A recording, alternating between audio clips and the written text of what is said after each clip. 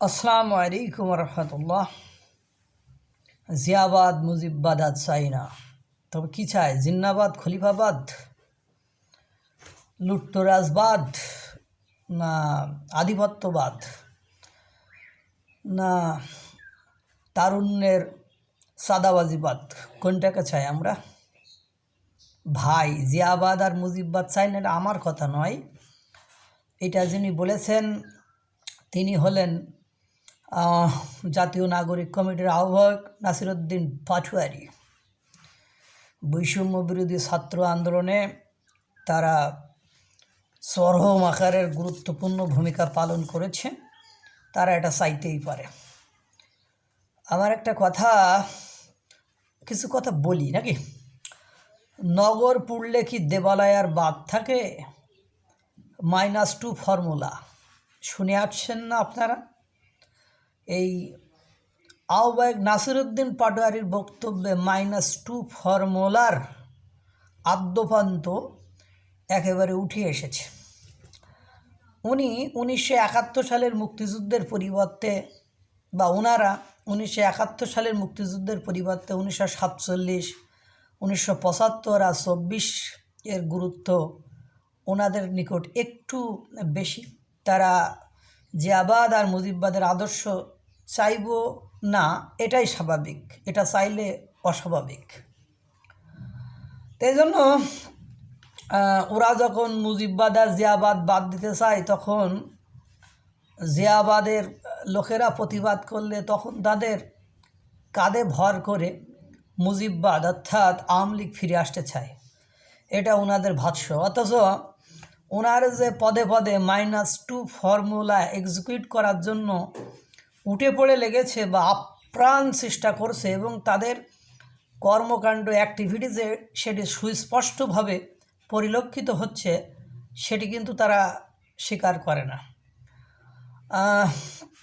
ওই যে নতুন প্রেমে পড়লে রাত দিন সমান করে মানুষ কী করে? প্রেমিকার কথা ভাবে, তার সৌন্দর্য, তার মাধুর্য, তার চঞ্চলতা, তার বাকে মুগ্ধতা, তার মধুময় কণ্ঠস্বর, তার কণ্ঠস্বরটাকে কোকিলের মতো মনে হয়।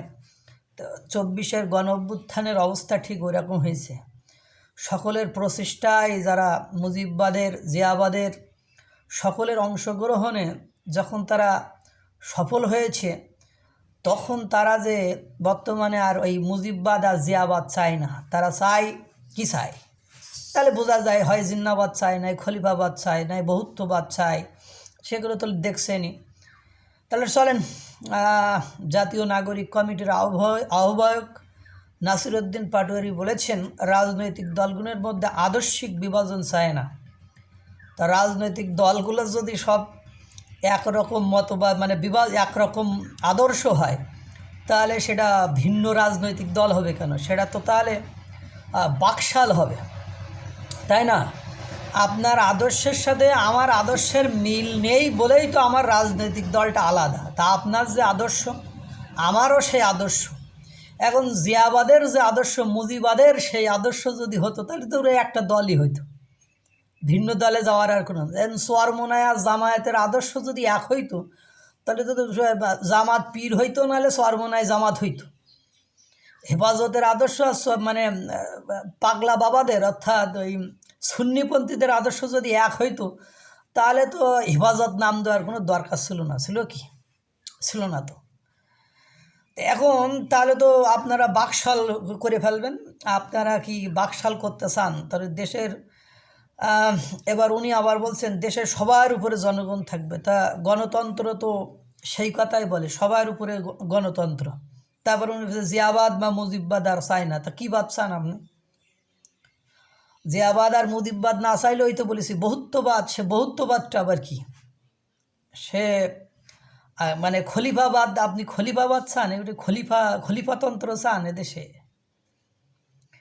আপনার কথাই তো বোঝা যায় যে এদেরকে। তারপরে বুধবার 22শে জানুয়ারি রাজধানীর রূপায়ণ সেন্টারে এক আলোচনা সভায় কথা বলেন তিনি। ভাই এই রূপায়ণ টাওয়ারের এই ভাড়া তোমরা কোথা থেকে দাও বলো তো একটু? নাগরিক কমিটি, তোমাদের তো সব স্টুডেন্ট অধিকাংশ, তোমাদের আয় রোজগার কোথায়?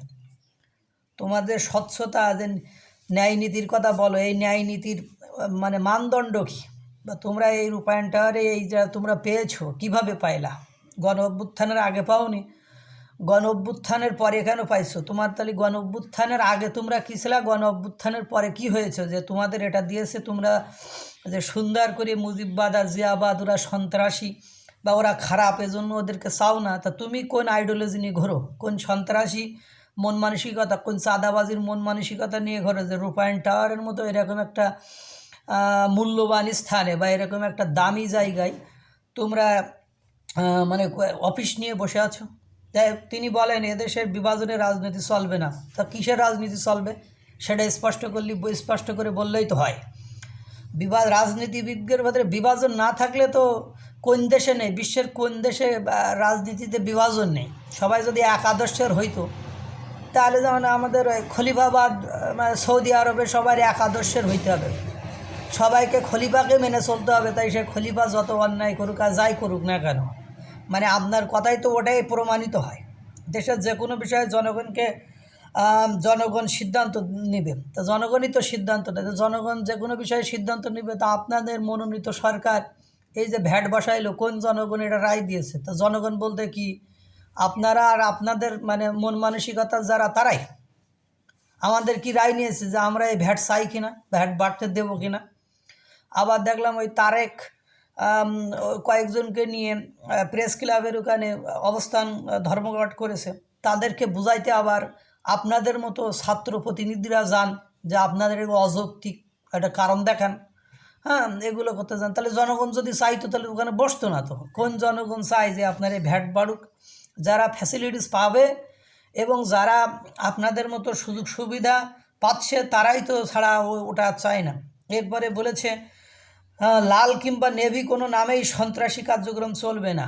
তা লাল আর নেভি কোনো নামেই সন্ত্রাসী কর্মকাণ্ড চলবে না। তা আপনারা বৈষম্য বিরোধী ছাত্ররা বিভিন্ন স্থানে মারামারি দাঙ্গা করছেন, আপনারা মাদক ব্যবসা করে ধরাও খাচ্ছেন, আপনারা বিভিন্ন জায়গায় চাঁদাবাজির আপনাদের নামে চাঁদাবাজিরও অভিযোগ উঠেছে। ডাইরেক্ট আপনারাই তো আপনাদের ডিরেক্টলি মুখের উপর বলতেছেন যে চাঁদাবাজের ঠিকানে এ বাংলায় আর হবে না।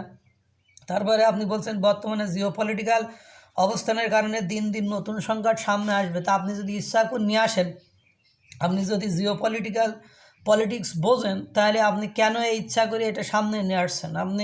আপনার মানে 4টা সাইড মানে উত্তর, মানে পূর্ব পশ্চিম উত্তর দক্ষিণ, তা আপনার এই যে দক্ষিণ বাদে বাকি যে 3টা দিক আছে, এই দিকে যারা বসবাস করে তাদের সাথে আপনি শত্রুতা করে আপনি বঙ্গোপসাগরে যে অবস্থান নেবেন চিন্তাভাবনা করলে সেক্ষেত্রে তো একটু ঝামেলা হবেই। পাশাপাশি ওদিক থেকে মায়ানমার কিছু আমাদের সমুদ্র সীমা দখল করে নিয়েছে, তারা এখন আধিপত্য বিস্তার করতে চাচ্ছে। ওই যে কার্গো বোট টোট আটকায় দিচ্ছে, তারা মাসোয়ারা চায়, অর্থাৎ তারাও ভাগ চায়, এই ব্যবসা বাণিজ্যের ভাগ চায়। তারপরে ভারতের দিক থেকে বিভিন্নভাবে বেড়া দেওয়ার চেষ্টা করতেছে। তারপরে চীনের সাথে আমাদের আন্তরিকতা, চীন আমাদের প্রতিবেশী রাষ্ট্র, ভারতের সাথে চীনের ভালো সম্পর্ক না, তা আমরা চীন, আবার আমাদের প্রতিবেশী রাষ্ট্র ভারতের সাথে পাকিস্তানের সম্পর্ক ভালো না, তা আপনি চীন আর পাকিস্তানের সাথে সুসম্পর্ক করতেছেন। তাহলে এদিকে জিওপলিটিক্যাল চাপ তো ইচ্ছা করেই লাগবে। এখন তো ঘটনা হলো আপনারা মানে বুক রেখে চোখ রেখে কাজ করবেন, আমরাও সেটা চাই, কিন্তু কথা হলো তার আগে তো একটু চেষ্টা করবেন যে পলিটিক্যালি এটাকে মানে বা কূটনৈতিকভাবে এটাকে কতটুকু আগানো যায় বা ঝুট ঝামেলায় না যে কীভাবে সমাধান করা যায়, এটা তো আমি কোনো দিন কোনো উপদেষ্টার মুখ থেকে শুনিনি যে আমরা ঝামেলা না করে তাদের সাথে বিভিন্ন একাধিকবার বৈঠকে বসে, তাদের সাথে একাধিকবার সংলাপে বসে, ডায়ালগে বসে বিষয়টাকে সমাধান করা যায় কি না। এটা না করে যদি আপনি পাকিস্তানের করেন, পাকিস্তান অস্ত্রশস্ত্র দেবে, তারপরে চীন আমাদেরকে সাপোর্ট দেবে, এইসব করতে থাকি, তাহলে তো 3 নম্বর যারা কান্ট্রি তারা তো আবার একটা মানে ভয়ে ত্রাসে হোক আর সুবিধা হারানোর ভয়ে হোক, যে কোনো পলিসিতে হোক, তারা তো জিওপলিটিক্যাল থ্রেট আমাদেরকে দিবেই, এটাই তো স্বাভাবিক। আমরা যেমন চীন আর পাকিস্তানের সাপোর্ট নিয়ে অন্য দেশকে কোণঠাসা করতে বা তাদেরকে পলিটিক্যাল থ্রেটের মধ্যে রাখার চেষ্টা করছি বা তাদের সাথে চোখে চোখ রেখে মানে কথা বলার চেষ্টা করছি, তারাও তো চাইবে, এটাই তো স্বাভাবিক না, অস্বাভাবিক কোনো কিছু। তা আমরা সেটাকে কীভাবে ডিপ্লোম্যাটিক ওয়েতে সমাধান করা যায় সেটা না করে আপনি জনগণকে ডাকতেছেন বারবার গণ অভ্যুত্থান করার জন্য, এটা আমার কাছে খুব বেশি পজিটিভ মনে হয়নি। একসাথে সেই সংকট মোকাবেলা করতে হবে, তা করেন। যদি মানে সেটা যৌক্তিকতা থাকে তাহলে অবশ্যই করব, যৌক্তিকতা না থাকলে ভাই আপনি করবেন, অন্য জনগণ যাবে কি না? কারণ বারবার আপনাদের ডাকে সাড়া দেবে আর প্রতারিত হবে। আপনারা জনগণের যে কী করেছেন, কতগুলো লক্ষ লক্ষ লক্ষে বেকার করে ফেলেছেন, দ্রব্যমূল্যের ঊর্ধ্বগতি করে ফেলেছেন, তারপরে অর্থনৈতিক সংকট সৃষ্টি করে ফেলেছেন, শেয়ার বাজারের অবস্থা ভয়ানক রূপ ধারণ করেছে, তারপরে ভ্যাট ট্যাক্স বাড়িয়ে দিয়েছেন। এরপরও জনগণ আপনাদের ডাকে সাড়া দেবে দেবে যে না সেটা মানে বিগত 3-4 মাসে আপনারা বুঝতে পেরেছেন। আপনাদের ডাকে জনগণ আর স্বতঃস্ফূর্তভাবে শেখ হাসিনার পতনে করাইতে যেরকম স্বতঃস্ফূর্তভাবে এসেছিল, ওই স্বতঃস্ফূর্তভাবে এখন আর তারা রেসপন্স করছে না। তিনি আরও বলেন বাংলাদেশের সবগুলো প্রতিষ্ঠানকে ধ্বংস করা হয়েছে, তাই কোন প্রতিষ্ঠান দিয়ে আপনি সরকার চলছে? গত 53 বছর যারা ক্ষমতায় ছিলেন তারা জনগণের প্রত্যাশা অনুযায়ী কাজ করতে পারেনি। 24-এর গণ অভ্যুত্থানের মাধ্যমে একটি সুযোগ সৃষ্টি হয়েছে, সবাই মিলে দেশকে সামনের দিকে এগিয়ে নিয়ে যাবে। তো সবাই মিলে দেশকে সামনের দিকে নিয়ে যাবেন।